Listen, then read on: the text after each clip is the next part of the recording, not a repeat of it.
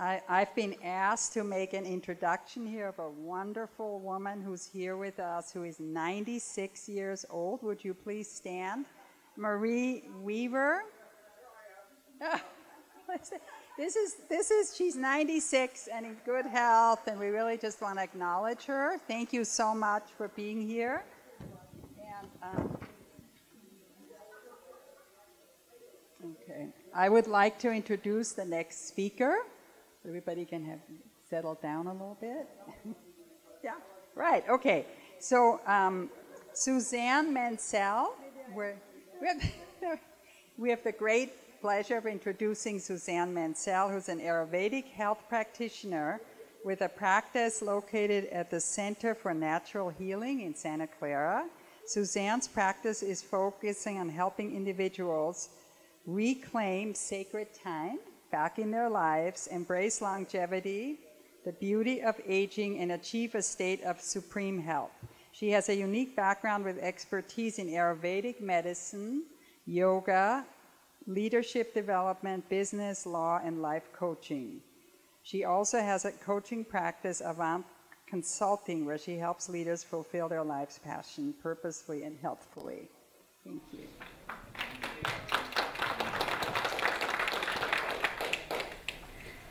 Thank you all. You can hear me okay? Yes. All right, excellent. Well, thank you so much for inviting me here this evening. It's my first time here at the Smart Life Forum, and it's just amazing to see the level of engagement and involvement that you all have with this group. So I hope to be a part of it moving forward and come to a lot more meetings. So in terms of Ayurveda here, switching gears from ozone therapy from earlier, but show of hands for how many people have heard of Ayurveda. Ah, excellent. So keep your hands up. How many people know what it means? A couple hands went down. Okay, and keep your hands up still. And those of you who know what it means, how many of you have seen or had a consultation with an Ayurvedic practitioner? Okay, so fewer of you. Okay, great. Well, tonight what I'm hoping to do in our 30 minutes together is to be able to tell you a little bit more about Ayurveda than you know already, to also give you some idea in terms of how we diagnose from an Ayurvedic perspective, and also let you know some of the tools that we use in Ayurveda. Does that sound good? Okay, excellent. All right, so what is Ayurveda? So Ayurveda is a Sanskrit word that means the science or the knowledge of life.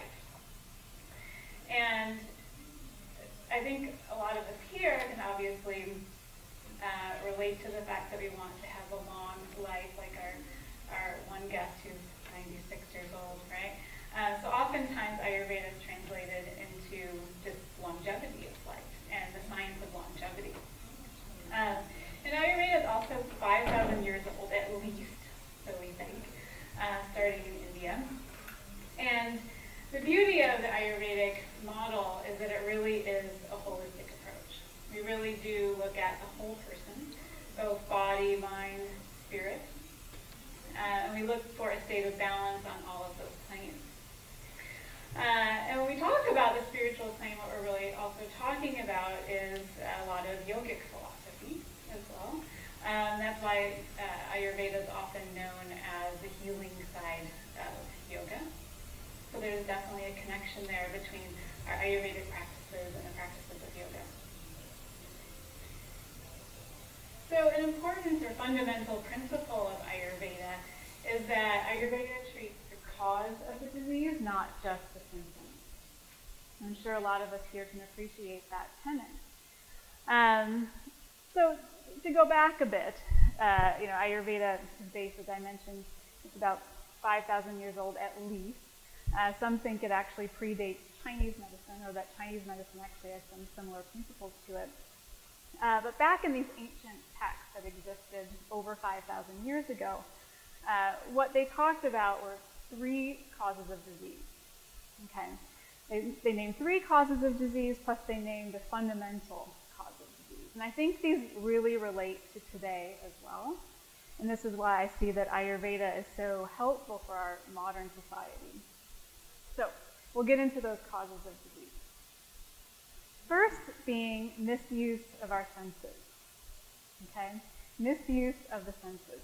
So I think we can relate to that in that our world today, we're bombarded by sensory overload, in other words. Our senses are bombarded, right? Whether it's advertisements such as this one, right? Whether it's music, whether it's our environment, whether it's the sense of or the certain smells that we may smell in our environment and being in an urban environment with pollution, whatever it may be, we're bombarded in terms of our senses. So that's what it's talking about with misuse of our senses, is that what we're taking into our bodies, or taking into our mind, taking into our spirit, are things that may be disharmonious for us. Okay? And it may be disharmonious for our constitution. And that's something I'll talk about in a moment, as many people often talk about your Ayurvedic constitution.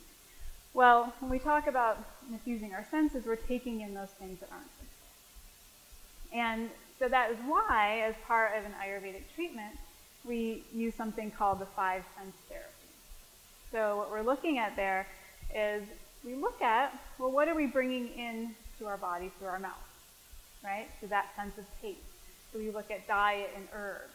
We look at what are we bringing in through our noses, right? What are we smelling? So it's also aromatherapy. What are we bringing in through our eyes?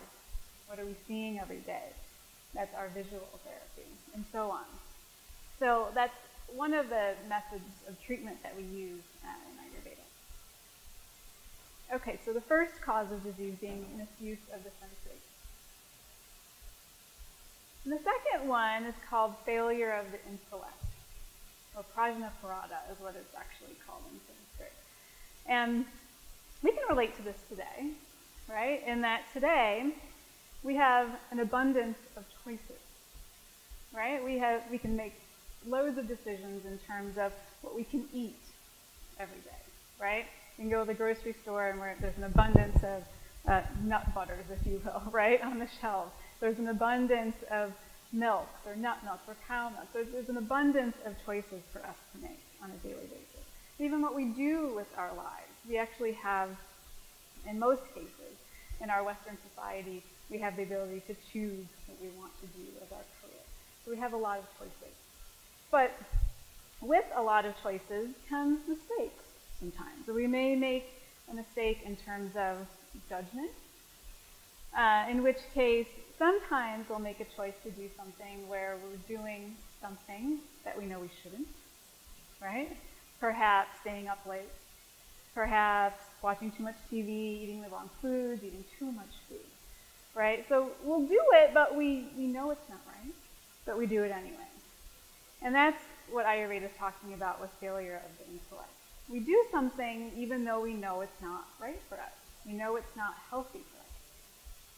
So as an Ayurvedic practitioner, I'll often engage with my patients in the discussion of getting closer to our own intellect and our own intuition, right, of what is right for us and what's healthy for us.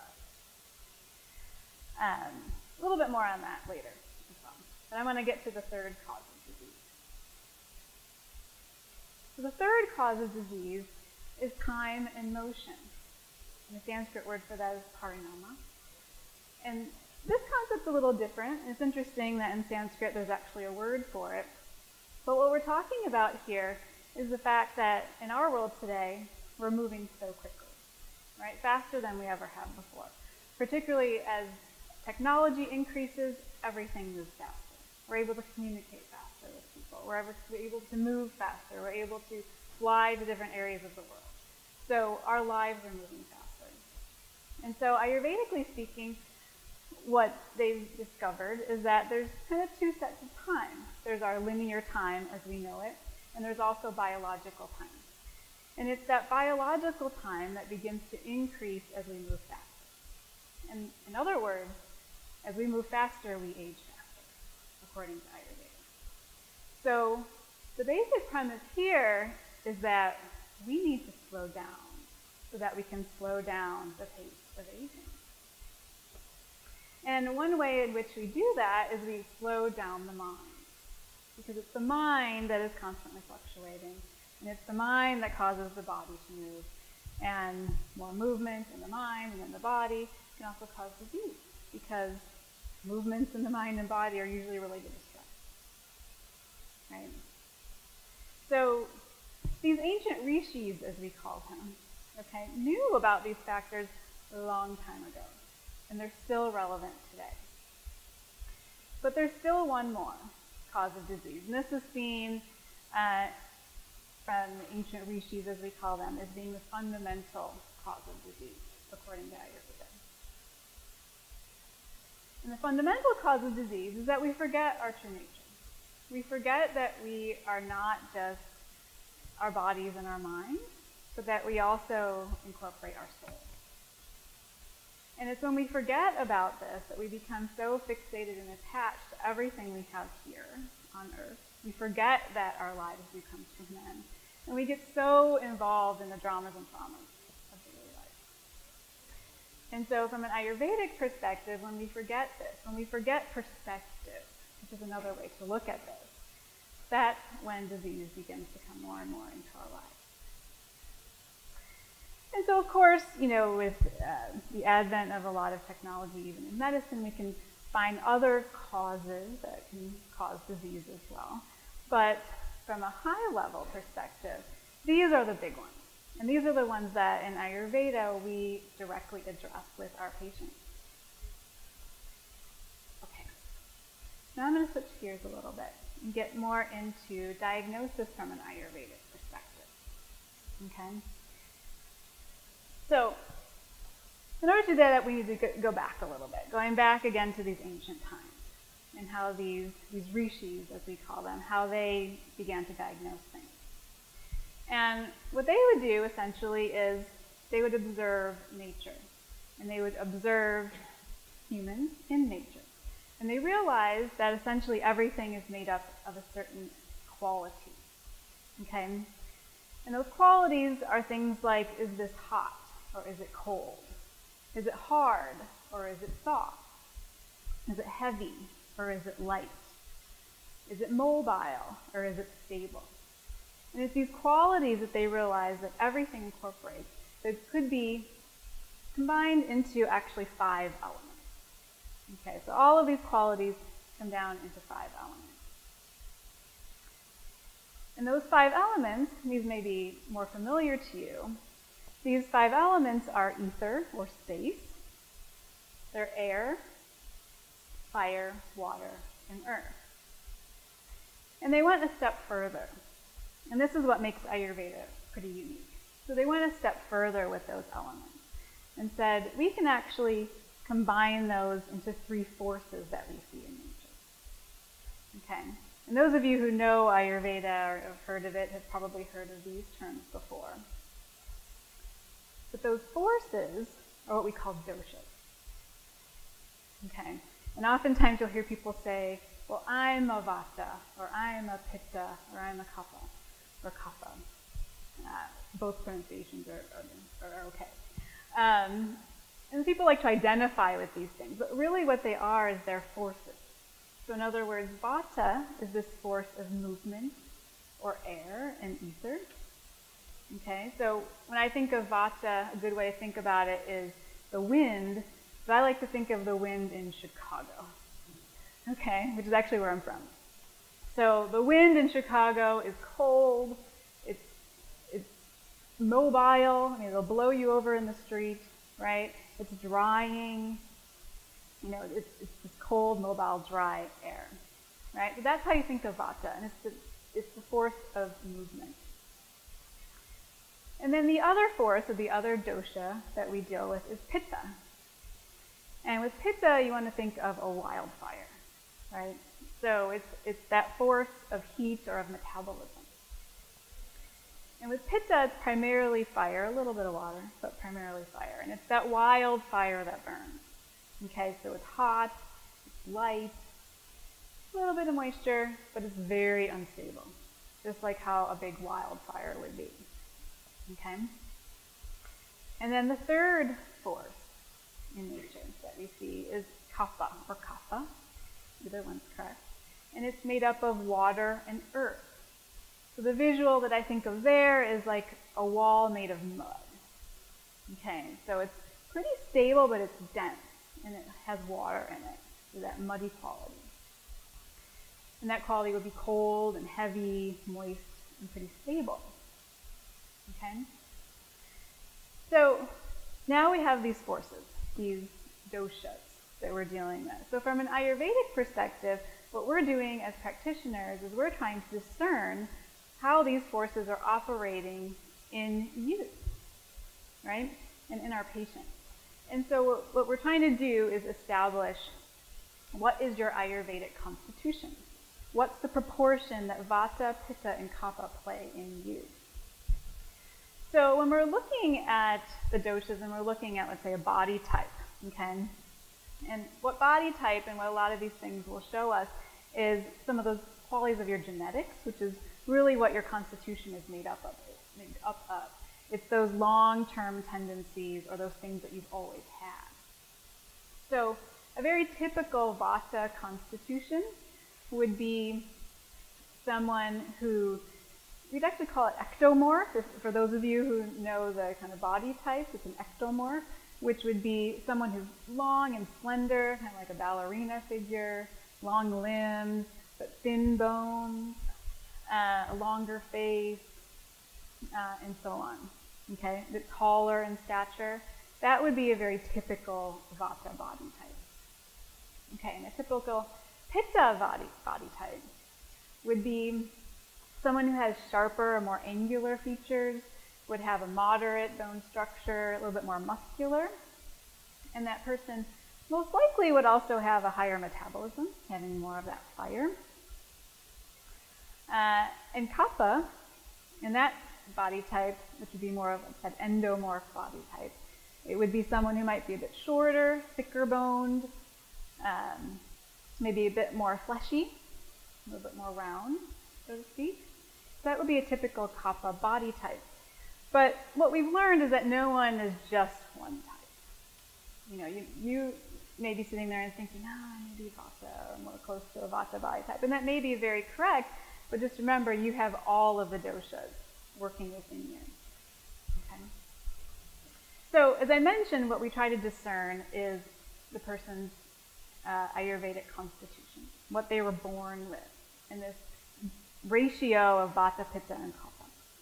But what we're also looking at right now is where are the areas of imbalance within those three doshas as well. So, as an example, I've listed here some of the classic symptoms or signs of imbalance within each of those three doshas. Okay, so someone who has an excess of Vata, or an excess of this air quality, remember the Chicago wind? If they have an excess of that in the digestive system, what we often see is gas or constipation, because this wind, as you remember, is very drying. We may see that this person's suffering from insomnia, which is that movement again that Vata is very famous for. And so in insomnia, there's a lot of movement in the mind. And we'd also see the skin as being dry, since that force of Vata is pretty dry. Body temperature is colder, they may be more underweight. And the emotion is anxiety, because again, anxiety is a fluctuation in the mind, an unsettledness. And that's what we see in folks who have an imbalance in that area of Vata. So Pitta, again, with that fire, that wildfire that's burning, what we see there as far as typical symptoms would be burning or loose stool in the digestive system, that increased heat. In the skin, we would see a little bit of an oiliness, because remember, Pitta has a little bit of water, so we tend to see an oilier skin in people of Pitta constitution, and we'll see rashes or like acne or rosacea. The body temperature will run hotter. So you know if you and your partner have different primary constitutions, if one person kicks the sheets off at night and the other person is rolled up like a cocoon, right? So if you're the one who kicks the sheets off, you may be running hotter and you may have more Pitta as it comes to your body temperature. And emotions that would be predominant would be anger. It's that fiery constitution. Okay, so kapha, our last dosha here. In terms of the digestive system, what we would see is sluggishness, because kapha, again, is that muddy quality, that muddy wall, as I've mentioned. So we'd see a heavier sluggishness in the digestive system. The sleep would be excessive in that you'd see this person sleeping more than the other doshas, maybe a bit overweight, and the primary emotion may be depression, again, that heavier quality. So just in summary, the goals of a consultation from an Ayurvedic perspective are then, number one, to understand the patient's constitution. Number two, to discern the areas of imbalance. And three would be to develop a plan to bring that person back into balance. Okay, so what does an Ayurvedic evaluation look like, essentially? So first off, what we do is we take a complete health history intake. And usually it's about a 2-hour-long appointment. We give the patient an intake to fill out ahead of time, and then we walk through it at our first visit. I also would conduct an examination of the patient's body structure, and we also do pulse, tongue, and abdominal examinations. And pulse and tongue are pretty unique to Ayurveda. It's also used in other Eastern medicinal modalities, but we have a very specific kind of protocol in terms of what we do Ayurvedically.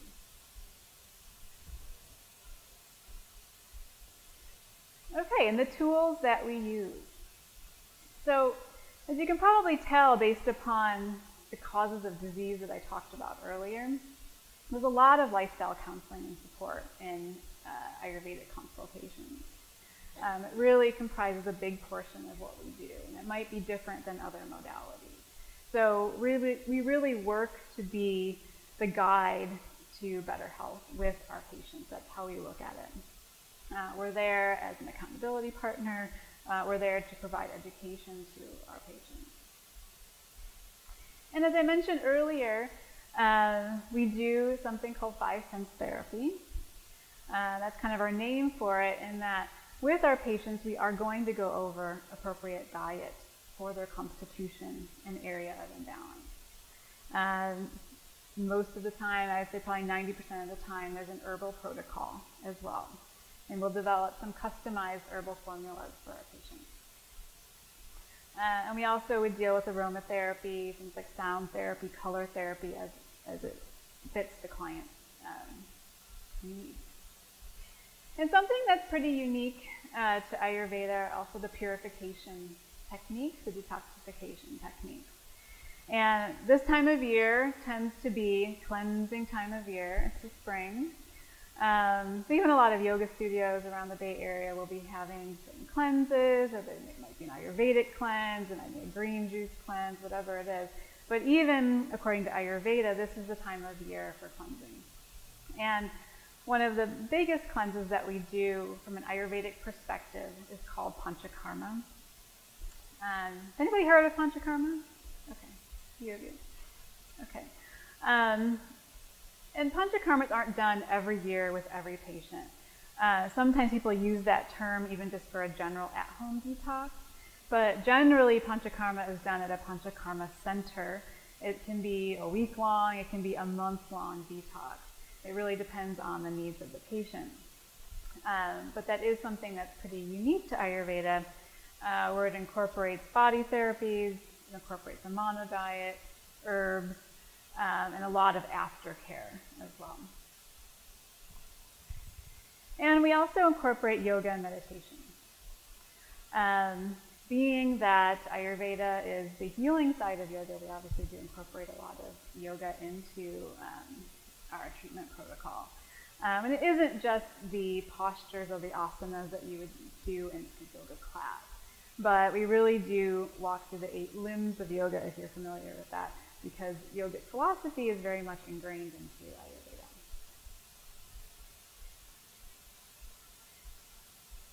Okay, and in terms of programming, what would that look like? So with some patients, they're ready to come in for a one-on-one Ayurvedic counseling. As I mentioned to you, we'd start off with that intake, the 2-hour-long intake. They'd fill out some forms, etc., and we would get started. But also, at least in my practice, I also have workshops and intensive courses as well. There are some folks that also want to start off from more of a learning perspective and in more of a classroom setting or a small group setting. So I'll do what I call living Ayurveda workshops to be able to teach patients how to essentially incorporate some Ayurvedic principles into their life before they may be ready for something like a one-on-one counseling. There's also intensive courses as well. And as was mentioned, I also, in my previous and current life, do business coaching, and I have done that for several years. But I found that wellness is really, at least where my heart is at. But what I do is work with a lot of women executives on their self-care. So I do have a program that's called Self-Care for Women Who Do Too Much. And we incorporate a lot of Ayurvedic principles into the self-care regime for a lot of these women. So with that, we can open it up to any questions. I think we might have a couple minutes left. Thank you.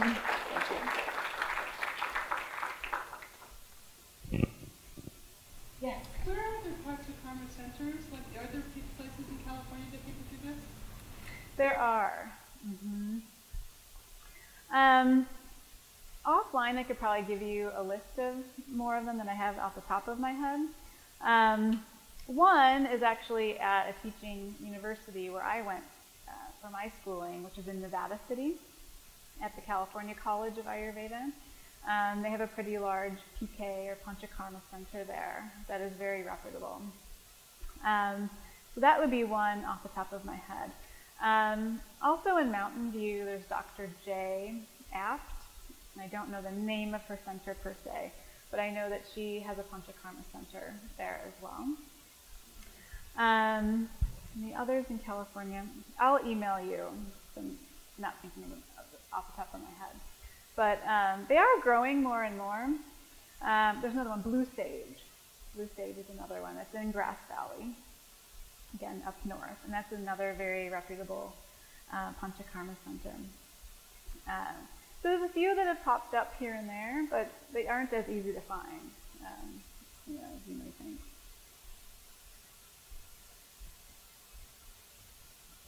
Any other questions? What made you choose to go this direction? To learn Ayurveda? That may take longer than 5 minutes, but try and make it short. I mean, I moved from doing business coaching, which I still do a little bit of here and there as well, to wellness, mainly because of the fact that in working with a lot of the executives I was working with, I was finding that I was more interested in what was going on in their health than what was going on in the state of their businesses. And that oftentimes, and in particular, I was working with one gentleman who was 38 and had a heart attack.